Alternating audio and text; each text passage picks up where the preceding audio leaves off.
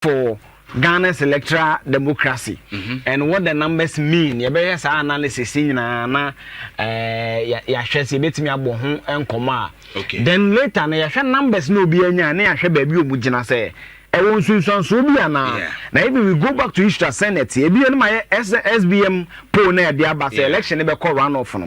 Na bro ma na me no share the national cathedral almost starting my system team I share from friendship. But let me start it this way. I say you know, nipa 39 and a kwaji code. Say omo de ba ko pre election no. No kwaji code no. O hwe easy en krata mu ni ade nyina. Yes 39 na baji ko be do some fa form na mra mo ko fe na mra no. Nipa 24 and the buy. See nipa 20 and the 4 na the buy no. Means that at the point of submission 15 etiguye. Ko 39 na kwaji code say ko download the form no. E do say enfre ma de na 15 atiegu na 24 na the call. That tells you that the process to become a president no e quite rigorous. Enye easy sir. Enye easy sir. Na 24 no ana na easy. And be to no Facebook say nipa 13 ana qualify. Na nipa 13 na qualify no. O me bi bi refer the balloting. Right. Me na me share TV no na was a bit sad kakra. O spectacle na say see chair that's almost say be hu ni omo ye. Political parties need to treat omo ni ade and all that. But 13 na qualify no. Ye benya the MPPs running me Dr. Mahama Bamia eka ho. Ebio ye benya John Dramani Mahama of the NDC eka ho. In fact, of the press conference Madam J Mensa here na o kan say sankrofo mi enu we die ene alanche matin. Ya mo kwanzo mo corrections bi emra. Amanfo ntie. Enye say yisi commission and J Mensa J form na no so be yi na didabi. O say o muti committee mienu. IT for ka ho ebi o mo kote committee a na o mo so na o mo hwehwe o background. Nipa no or a registered voter or tax certificate clearance ne a ne twetwe cheddar de na akokwa so tie press conference am uze me call live no. Easy me hwɛ live mo so badwan ne ya na wo hwɛ. Yeah. Cheddar last week I make say abrante no wan me wan pa I thought say no beti ahwe. But wako amene Ballot ni be print for 7 December ni biom. Only one issue pe na Jemensa cast onya wo cheda ho. The vice presidential candidate so far yehu din ni de. But na the tax clearance no outstanding. Otimi ko for buy. It tells you that a man problem na bu cheda bonfia no they need to watch him. Ebio ye benya boom. Christian Kwamina Andrews wa qualify. Ye benya Daniel Augustus Lato Jr. wa qualify. Ye benya George Mberima independent candidate ko. Babo Kwame Bedi akuni independent candidate ko. Mame Kura don ko Ghana Freedom Party ono so ko. Hassan Ayariga APC oko. Kofi Akpalu LPG oko. Muhammad Frimpong National Democratic Party oko. Akosua Nana Akosua Frimpong ma CPP oko. Kofi Kranti oko. There's a name be akokwa. Mebo na wonte established political party. They've actually won elections before. Dr. Hilary Man Party PNC. They are not there. Why? Maybe say obi betima correct me. Mencheke. But if my memory is intact, from 1992, maybe I PNC about to honestly. But sir, I think said just about 2 weeks ago, no be a Mona, right? Bernard Mona. Yeah. And the other na omo maso. Yes, it would say EC commissioner or say signatures. Once I saw call district to be a signatures or signatures are repeated. You're trying to say the same why I 6 no. Obe come signature I signed that Berima Kwabna Dosi and you come Nasha Francis and him. What I say? Okay. Obe come Nasha Francis and him. Okay. Obe come be na Francis di cry at Tron ko register manya sa na tie. But PNC is over court. So we want to see how the processes will go omukọ quarter. Okay. Na kwakwa ye reni sa no. Omu ballot ni wie na advance mako me I was very unhappy. Omu display ni bia no mo ye ho no na enye papa sa. So Francis if the start will not work start mama go to picture 1 then I'll tell you to move for me because of time. Yeah, so do that for me. Eti omu ye ballot ni wie no. Just a second, let me fix my screen. Right. Mami try me home rana. Oh no, let's go. Let's go. Francis call picture 2 years. Okay. So just go. Right. And yes, it's Osha. When they did the balloting, the MPP became number 1. Okay. The MPP became number 1. The NDC became number 2. No, so just use the next. Okay, so these are some of the candidates. Now, Osha, only a balloting. The MPP became number 1, and the NDC became number 8. Okay. Now, out of the 13, you know, Ebi say, what is the numerological understanding of these numbers? Me screen na have me pa because then can be show be the primacy effects. The primacy effect. And answer the primary effect is psychology for corner. Primary effect, political science for kind of primacy effect is all accurate. Okay. Omoka say o kotoa ba. Now what time when you pano di kind there's a certain psychological affiliation say oh me mpe how ma mintim na menko. Omo the primacy or the primary effect. Me mpe how ma mintim na menko. Etu ba kaya efro any form very strategic. You can for 2000 or so asia ho and your screen I can tell from 1996 some of the trends in the voter register. Okay. Okay. Yeah, I can tell some of the trends in the voter register. A ballot on the ballot positions. Yes. Okay. Mame share the maybe wa hano kakra na me fa enshishim na osi following the contest came the 1996 election again contested by Rawlings, and this time for the MPP John Kufuor. Rawlings at number 1 on that ballot, Kufuor at number 2. And Edward Mahama followed for the PNC, that's the People's National Convention, in a 3-man presidential race. It's worth noting that in 1996, the MPP, although it ran under the banner of the famed Great Alliance with the Nkrumah's People's Convention Party, PCP, lost again to Rawlings. It is Brenna Rawlings, the number 1 on the ballot. Yes, that is 1996. And number 1 on that ballot, Kufuor number 2, Edward Mahama, that time at the next, that's number 3. Now, Rawlings winning on the position number 1. And the general election 2000, that's 2000 election. No? Another one, so no say turnover no so. Now, that time, a place on different positions. Oshe MPPs John Ejekum Kufuor Odin Kunim Ewo elections anymore. Also, it was the first time that the political parties drew lots for their slots on the ballot paper. In the 2 previous elections, the EC had determined the positions based on the order of filing of applications. In the 1996, Eugene. Yeah. Nurse is in the determine file nomination in Temwa. Yeah. What we can file it. Said the file nomination. Yeah. What we can first serve. No in your position. No. Yeah. But in 2000 it changed where the first time or yet the balloting for them to be placed on the positions on the ballot papers. It not John Ejekum Kufuor so still now on the name. Yeah. So right. let me stay there. Let me just abandon the screen and stay on the numbers. Right. And to share the numbers now. Share the place of the ballot box now. They say that there's what they call just leave it like this for me. This will be how the ballot paper will look like. Okay. How the ballot paper will look like. Would say the political scientists and the psychologists are. Right. What they call the primacy or the primary effect, you know. This is it. You have a certain psychological affinity. Say what the Bema say any panel. Yeah. It's not make catch say Osha 2000 and this is what I'm talking about. It will share the 2000, so this is the 1992 poll. Yeah. And let me say that science is not always absolute. Yeah. And Professor Liwai no the first MPP way. So I'm so like I said the primacy or the primary effect didn't work. Because Rawlings not also for we need. The 1996 they not make one. Rawlings was first. Yeah. John Kufuor was second. Yeah. Abraham Mahama was third. Rawlings won. And then I make us say, data is nuance. Right. What I say? Data is nuance and it's not absolute. But I'm not sure the entire use primacy factor. No. Then we are not sure the bikini analysis na make one seven. Okay. And to share, this is 2016. I remind you, 2016. They are not sure. Now.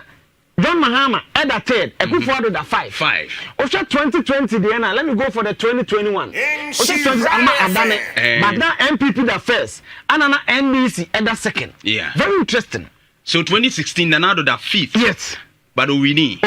Okay. But primacy factor, and this is the article, be able to me account. It's called the first one wins, distilling the primacy effect. Also, because the political science is that primacy effect, but the psychology for us because the primary effect. Now, ballot paper nini.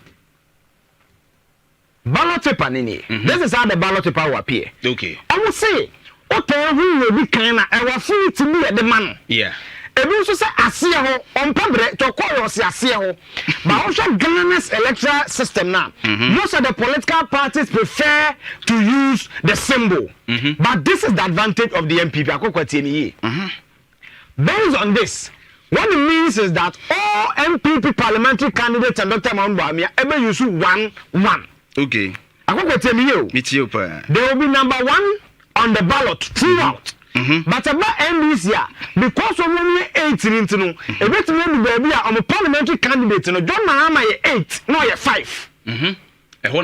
This is where the confusion comes in. What I say? Do you know why? Because some of the minority political parties, you know, constituency are failing the parliamentary space. Maybe we need representative for parliament. Yeah. So everybody NDC makes me a poster. John Mahama 8, but the parliamentary candidates, you know, 4. Yeah. Yeah. And that affects unison in communication. That also affects messaging. It's an MPP parliamentary candidate in a PC code. You better say Esro. Osro Bekasa. You go in crop. But no Mahama Kasa me Muntuma 8. Only parliamentary candidate. What you say Muntuma no no number 6. Enti fane se bia mikro Ashanti mampon. Yes. Na fane se apalu. Wenya nipa wo. Yes. Na ese ye pushy and boy empty. Ye pushy or momo was never. 18 spite say John Dramani Mahama that 8 no. Ni nipa no bet me about that 7. Then the message message is son. And the message is son. And you be a campaign no be difficult. Okay. Now show the primacy effect now. The first wins. Right. Distilling the primacy effect. Oh yeah, no Belgium.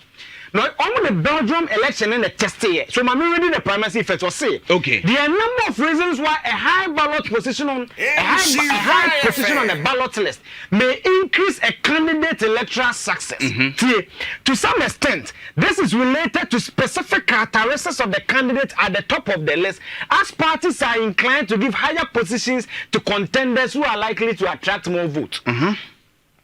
Let's say absolute. Yeah.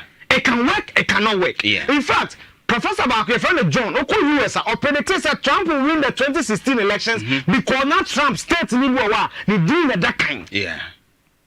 So the NDC must invest a lot in marketing strategy from now to December 7. 104.5. It's a challenge. Then before they don't be BIA.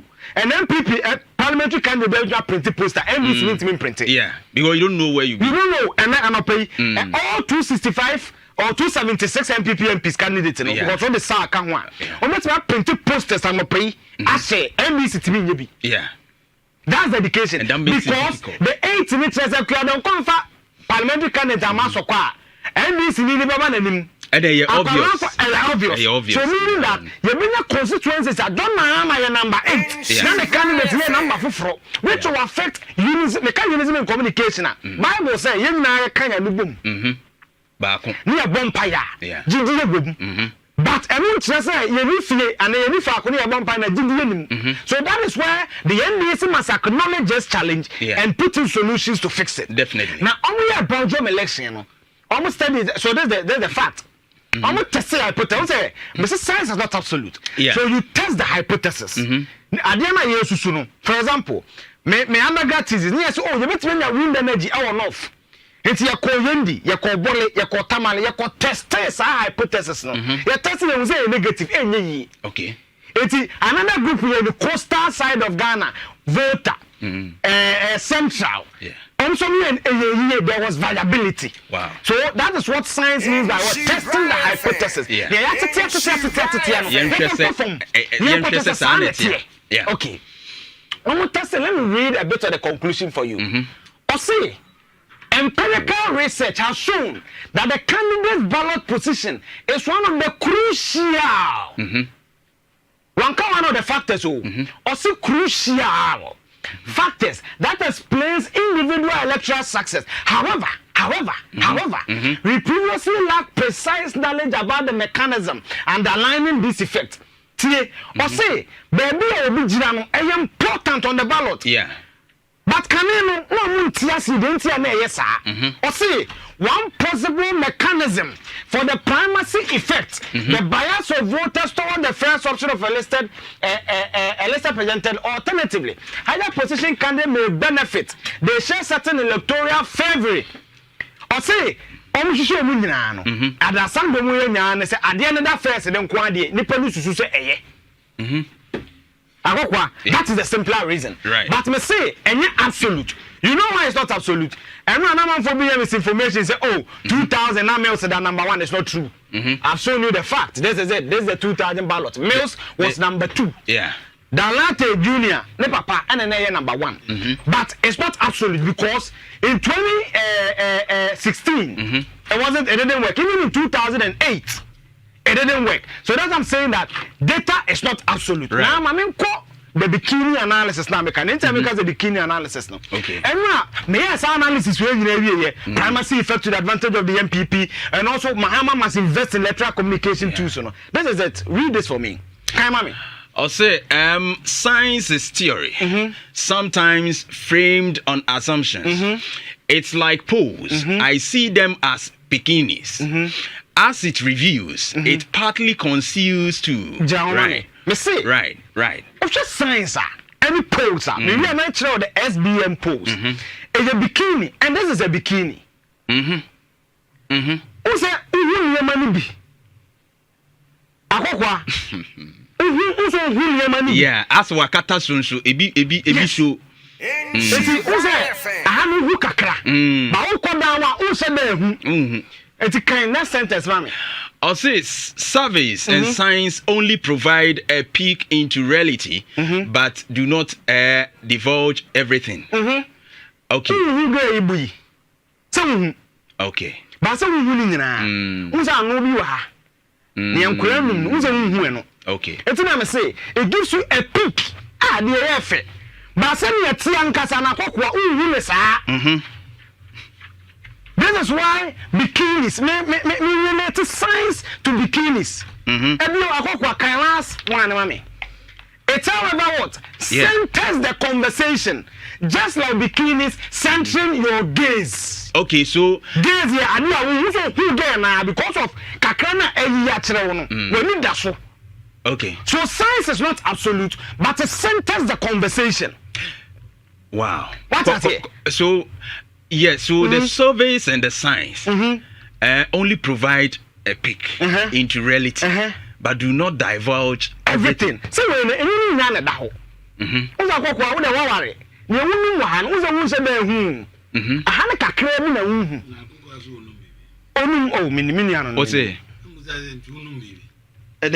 Debbie.